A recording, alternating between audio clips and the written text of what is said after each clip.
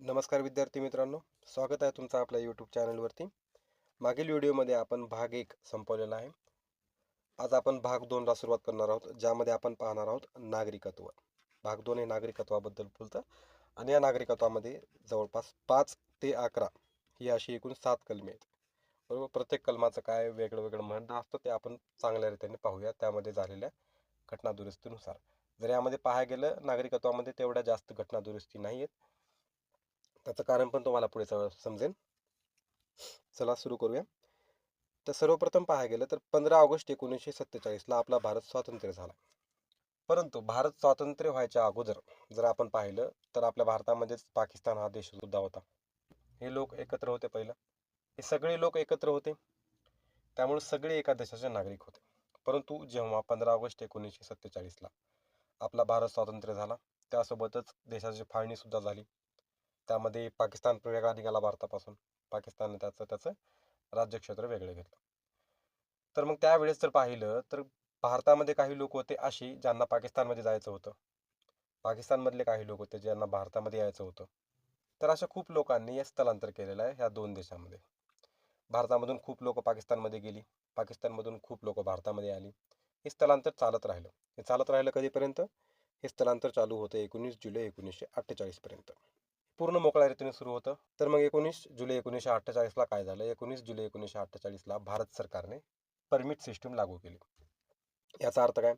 याचा अर्थ असा होता की आता जर तुम्हाला स्थलांतर करायचंय, म्हणजे कोणताही व्यक्ती ज्याला भारत सोडून पाकिस्तानमध्ये जायचंय, त्यासोबतच कोणताही व्यक्ती ज्याला भारतात येऊन राहायचंय, त्यासाठी तुम्हाला अगोदर गव्हर्नमेंटची परवानगी लागेल. सरकारची परवानगी खूप इम्पॉर्टंट आहे. हे परमिट सिस्टीम लागू केली त्यांनी 19 जुलै 1948ला. आता परमिट सिस्टीममध्ये जर पाहायला गेलं तर पासपोर्ट विजा असं काय होतं का? नव्हतं. त्यावेळेस आपला भारत नेमकाच बनला होता. तर मग तशी यंत्रणा आपल्याकडं उपलब्ध नव्हती, अवेलेबल नव्हती. त्यामुळे जर पाहायला गेलं तर त्या टाईमला फक्त गव्हर्नमेंटची परवानगी राहायची. नंतर 1950ला पासपोर्ट आणि विजा अशा गोष्टी चालू केलेल्या आहेत. आता हा जो भाग होता 19 जुलै 1948, या तारखेपासून हे परमिट सिस्टीम लागू होती. तर मग यामध्ये जर पाहिलं तर नागरिक कोण हा प्रश्न आपल्यालाही पडला, त्यावेळेस संविधान बनवणाऱ्या लोकांना सुद्धा पडला होता की भारताचं नागरिकत्व कुणाला द्यावं. 15 ऑगस्ट 1947 आपल्या भारताच्या स्वातंत्र्यापासून ते 26 जानेवारी 1950 हे आपल्या संविधान अंमलबजावणीपर्यंत हा जो मधला वेळ होता, जवळपास 2 वर्ष ते जवळपास 2.5 वर्ष, हा जो 2 ते 2.5 वर्षाचा वेळ होता, या वेळामध्ये खूप लोकांनी स्थलांतर केलं असेल, वेगवेगळ्या पद्धतीने स्थलांतर केलेले असेल. त्यामुळे कुणाला नागरिकत्व द्यावं, कुणाला द्यायचं नाही, हा जो कालावधी होता आपल्या स्वातंत्र्यापासून ते संविधानाच्या अंमलबजावणीपर्यंत, या कालावधीमध्ये नागरिकत्व कोणाला देण्यात यावे या संदर्भात भारतीय संविधानात कलम 5 ते कलम 8 अंतर्गत तरतुदी करण्यात आलेल्या आहेत. म्हणजे कलम 5 ते कलम 8 हे आपल्या भारतीय संविधानामध्ये जी कलमे दिलेली आहेत, या कलमामध्ये 26 जानेवारी 1950 या दिवशी भारताचा नागरिक कोण असेल याबद्दलच्या तरतुदी. थोडक्यात इन शॉर्ट आपण नागरिकत्वाची कलमे पाहू.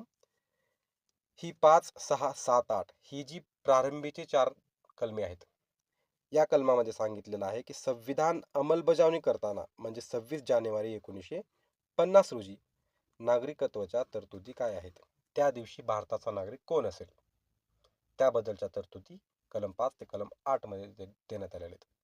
जर कलम 9 बद्दल पाहिलं तर कलम 9 आपल्याला सांगतं की भारत हा एकेरी नागरिकत्ववाला देश आहे. जर तुम्ही दुसऱ्या देशाचं नागरिकत्व स्वीकारलं तर तुम्ही भारताचे नागरिक राहणार नाही. कलम 10 आणि कलम 11 हे संविधानाच्या अधिकाराबद्दल बोलतं. कोणते अधिकार? नागरिकत्वाच्या संदर्भात असलेले अधिकार, म्हणजे कोणताही कायदा ते आणू शकतात नागरिकत्वासंबंधी. तर मग आपण एकेकाने सगळे कलमे पाहू. सर्वप्रथम पाहू आपण कलम 5. मूळ प्रत पाहिली, भाग 2 नागरिकत्व. ठीक आहे. कलम 5 सांगते संविधानाच्या प्रारंभीचे नागरिकत्व, म्हणजे ज्या दिवशी संविधान लागू झालं त्या प्रारंभीला म्हणजे त्या तारखेला भारताचा नागरिक कोण कोण असेल याबद्दलच्या तरतुदी. या संविधानाच्या प्रारंभी भारताच्या राज्यक्षेत्रात ज्या व्यक्तीचा अधिवास आहे, म्हणजे भारताचा डोमिसाईल आहे, वास्तव्य करत आहे भारतामध्ये, ज्याचा अधिवास आहे, आणि आणि म्हटले जी भारताच्या राज्यक्षेत्रात जन्मली होती, म्हणजे भारतात जन्म पाहिजे. दुसरा पॉईंट आहे जिच्या मात्या पित्यांपैकी कोणीही एक भारताच्या राज्यक्षेत्रात जन्मला असावे. म्हणजे पॅरेंट्सपैकी कोणी एक पाहिजे. दुसरा पॉईंट. तिसरा पॉईंट काय सांगते, जी अशा प्रारंभीच्या लगतपूर्वी किमान 5 वर्ष इतका काळ भारताच्या राज्यक्षेत्रात सामान्यतः निवासी आहे. म्हणजे 26 जानेवारी 1950ला जेव्हा संविधान लागू झालं होतं, त्या दिवशी जो माणूस आहे ज्याला आपल्या भारताचं नागरिकत्व पाहिजे, त्या माणसांनी जवळपास 5 वर्ष भारतामध्ये वास्तव केलेलं पाहिजे 26 जानेवारी 1950 पर्यंत. म्हणजे तो 1945 पासून भारताचा रहिवासी पाहिजे थोडक्यात. ठीक आहे. तर मग अशा ह्या 3 अटी आहेत. आणि सगळी प्रारंभीची अट महत्वाची कोणती होती?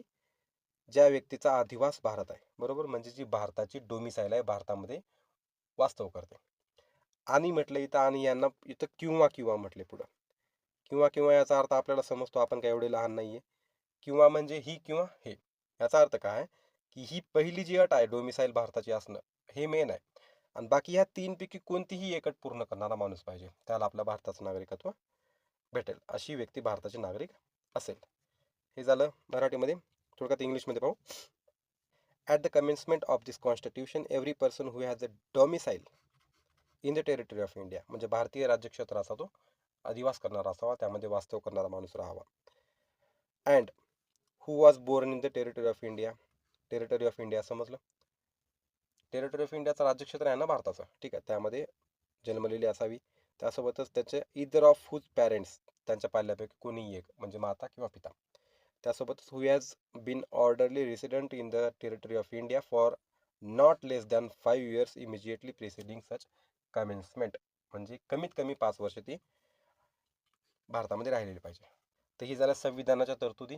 संविधानाच्या मूळ प्रतमध्ये काय लिहिलं आहे आपण सांगितलेलं आहे. आपण पाहत आपल्या शॉर्ट्स नोट्स. कलम 5, संविधानाच्या प्रारंभीचे नागरिकत्व. हे माहिती आहे आपल्याला. जी व्यक्ती भारतात वास्तव करत असे ना अशी कोणी व्यक्ती जिला डोमिसाईल आहे भारताचं, ठीक आहे, आणि खालील 3 अटींपैकी कोणतीही एक अट पूर्ण करणारी असावी.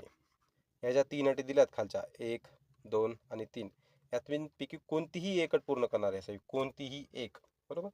तर मग पहिलं वास्तव करणं हे तर आहे कन्फर्म. त्यानंतर भारतात जन्म झालेला असावा, एक. नाहीतर त्याच्या पालकाचा जन्म झालेला असावा. नाहीतर तिने जे आपलं संविधानाची अंमलबजावणी झाली त्या तारखेला कमीत कमी 5 वर्ष भारतामध्ये अधिवास केलेला राहावा. ठीक आहे. तर ही सांगते कलम 5. अशा प्रकारे जर कोणता व्यक्ती असेल तर त्याला कलम 5 नुसार भारताचं नागरिकत्व दिलं जाईल, असं या ठिकाणी तरतूद सांगते. तर मग मित्रांनो, अशा प्रकारे आपण कलम 5 पाहिलेला आहे. आशा करतो तुम्हाला समजण्यास मदत झालेली असेल. जर तुम्हाला हा माझा उपक्रम आवडला असेल तर प्लीज लाईक, शेअर आणि सबस्क्राईब करा. भेटूया पुढच्या व्हिडिओमध्ये एका नवीन कलमासोबत. धन्यवाद.